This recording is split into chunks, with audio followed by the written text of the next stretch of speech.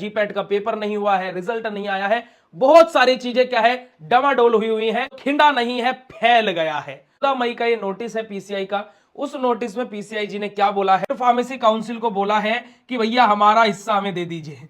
PCI क्या बोल रहा है अपना मैसेज के थ्रू कि कॉलेज वेरिफिकेशन के लिए जा चुका है, दे दीजिए। हम इस चीज को फिर देखते हैं। Hello everyone, welcome back again to BSV pharmacy. नमस्कार आप सभी लोगों को, स्वागत है आप लोगों का बीएसवी फार्मेसी में। और आज के इस वीडियो में हम लोग पीसीआई का एक और नया नोटिस लेकर के आ गए हैं। देखिए, हम लोग पीसीआई को बहुत रेलते हैं, बहुत ज्यादा पेलते हैं, आप लोग ऐसा बोलते हैं, परंतु कहीं ना कहीं इस बार पीसीआई ने एक नोटिस ऐसा निकाला है जहां पर हमें पीसीआई पर क्या है, थोड़ा सा उनकी हालत खस्ता दिख रही है और गलती कहीं ना कहीं पीसीआई की ना होकर के स्टेट फार्मेसी काउंसिल की निकल रही है।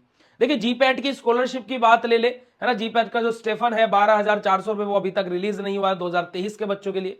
2024 के बच्चों का पेपर स्टार्ट होने वाले हैं, एडमिट कार्ड आने वाले हैं, फॉर्म रिलीज हो चुके हैं, लास्ट डेट जा चुकी है ना। इस बार के जीपैट के फॉर्म भरे जा चुके हैं, तो बहुत सारी चीजें हैं, अथॉरिटी बन गई है, कॉलेजेस एडमिशन लेने लगे हैं, जीपैट का पेपर नहीं हुआ है, रिजल्ट नहीं आया है, बहुत सारी चीजें क्या है डमाडोल हुई हैं। और रायता यानी में बोले तो खिंडा नहीं है, फैल गया है। और फैल करके चिपचिपा भी सारी जगह चीजें हो चुकी है ना। अब उस रायते को समेटने के लिए पीसीआई हमारा क्या है कि नोटिस निकाल रहा है कि आप ऐसा नहीं कर सकते हैं, आप ये नहीं कर सकते हैं, आप वो नहीं कर सकते हैं। तो वही चीज यहां पर हो रही है। पर लेकिन जो 14 मई का ये नोटिस है पीसीआई का, उस नोटिस में पीसीआई जी ने क्या बोला है, सारी चीजों के बारे में बात करेंगे आज के इस वीडियो में। तो हे एवरीवन, मेरा नाम है पुनीत राजपूत और आप लोग प्यार से मुझे पुनीत सर, पुनीत भैया बुलाते हैं। और स्वागत है आप लोगों का आपके प्यारे से प्लेटफॉर्म बीएसवी फार्मेसी में। बीएसवी फार्मेसी एक ऐसा प्लेटफॉर्म है जो आप लोगों को B pharma, D pharma, pharma competitive exam, GPAT, NIPER, drug inspector, हर प्रकार की प्रिपरेशन कराता है अपने मोबाइल एप्लीकेशन पर, जिसका लिंक आपको डिस्क्रिप्शन बॉक्स में मिल जाएगा। अदरवाइज आप गूगल प्ले स्टोर पर जाकर के बीएसवी फार्मेसी भी सर्च कर सकते हैं। और अभी हाल ही में हमारा वेबसाइट भी लॉन्च हुआ है, तो आप वेबसाइट को भी विजिट कर सकते हैं। तो देखिए जी, पीसीआई का 14 मई का ये नोटिस है, अगर जो आप लोग यहां पर देखेंगे, और पीसीआई ने इस नोटिस में क्या बोला है। पीसीआई ने सभी स्टेट फार्मेसी काउंसिल को बोला है कि भैया हमारा हिस्सा हमें दे दीजिए। ठीक है, हंसने वाली बात है, पर लेकिन देखिए ऐसा ही कुछ इस नोटिस में है। देखिए क्या बोला गया है, payment of 1/4 share under section 44 of the pharmacy act 1948 to the. अब देखिए यहां पर क्या है, 1/4 शेयर। 1/4 शेयर का मतलब क्या है sir, in accordance with section 44 of the Pharmacy Act 1948, please arrange to remit a sum equivalent of 1/4 of the total fees released by of your council during the year ending 31st March 2024 of the Pharmacy Council of India, together with the pending due. The fee should be remitted by a demand draft drawn in favor of.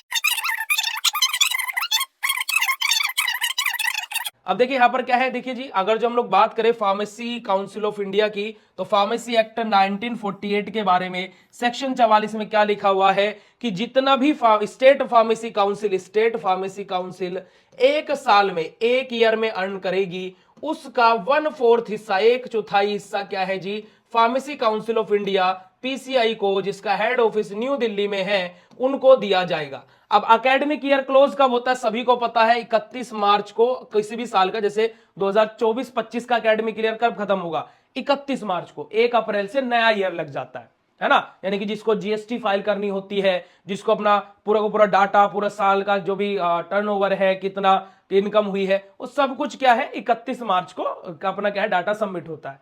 पर लेकिन PCI क्या है कि ये बोल रहा है state pharmacy council से, भैया 31 मार्च कभी की चली गई है और आप लोगों ने अभी तक 1/4 हिस्सा हमारा भेजा नहीं है, ऐसे कैसे काम चलेगा। तो भैया जो 1/4 हमारा हिस्सा है, वो अपना पूरा को पूरा बनाइए डाटा, और क्या है वो पूरा का पूरा डाटा शीट भी, कि आपने कितना रिवेन्यू जनरेट किया है और हमारा 1/4 हिस्सा आप भेज रहे हैं नहीं भेज रहे हैं, तो सब कुछ आप लोगों को, हम लोगों को देना है एज सून एज पॉसिबल। यहां पर उन्होंने सारी की सारी बातें इस नोटिस में बोली है। यानी कि भाई पीसीआई को हम बोलते हैं कि पीसीआई कुछ नहीं कर रहा है, पीसीआई को स्टेट फार्मेसी काउंसिल ही नहीं दे रहे हैं पैसे, तो बेचारा पीसीआई क्या कर सकता है ना। ये भी तो किसी ना किसी के भरोसे बैठा हुआ है। तो देखिए यही चीज यहाँ इस नोटिस में बोली गई है। तो देखिए मैं हमेशा बोलता हूं कि पीसीआई को कुछ चीजों को लेकर के स्ट्रिक्ट होना चाहिए। किन चीजों को लेकर के, कि स्टूडेंट का registration as soon as possible, जो स्टेट फार्मेसी काउंसिल है उनको बोल देना चाहिए कि 1 मंथ के अंदर आपको स्टेट फार्मेसी काउंसिल को रजिस्ट्रेशन प्रोवाइड करा देना है, चाहे कैसे भी कराइए, है ना, चाहे कुछ भी कीजिए, 1 मंथ के अंदर state pharmacy council registration provide करा देगी, ये होना चाहिए। है ना, ये मैंडेटरी कर देना चाहिए। क्यों? क्योंकि कि इससे क्या होता है कि बच्चा पेमेंट भी अपनी कर देता है। अब ऐसा तो है नहीं कि रजिस्ट्रेशन आने के बाद में पेमेंट होगी, कि अब आपका फाइनल स्टेप बचा है, आप जैसे पेमेंट करेंगे आपका रजिस्ट्रेशन आपको शो होने लगेगा, आप उसका पीडीएफ डाउनलोड कर सकते हैं। ऐसा तो नहीं है।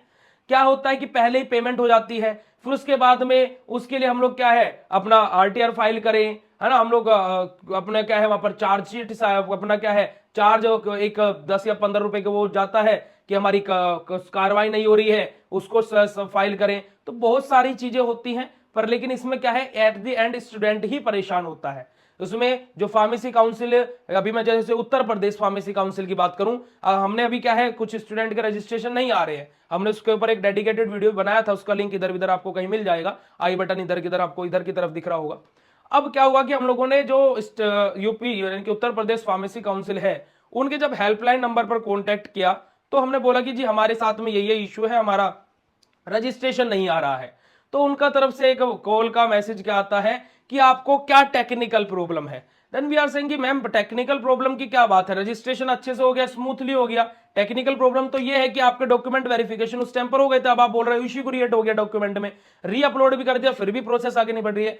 They are saying technical problem क्या है, हम इस चीज को रिजोल्व नहीं कर पाएंगे, टेक्निकल प्रॉब्लम क्या है। तो भाई आपने वो नंबर दिया हुआ ही क्यों है, हेल्प एंड सपोर्ट का नंबर दिया हुआ ही क्यों है, जब वहां पर कोई ना तो हमें यह पता लग रहा है कि हमारा कॉलेज वेरिफिकेशन के लिए हमारा जो रजिस्ट्रेशन है वो कॉलेज वेरिफिकेशन के लिए चला गया है।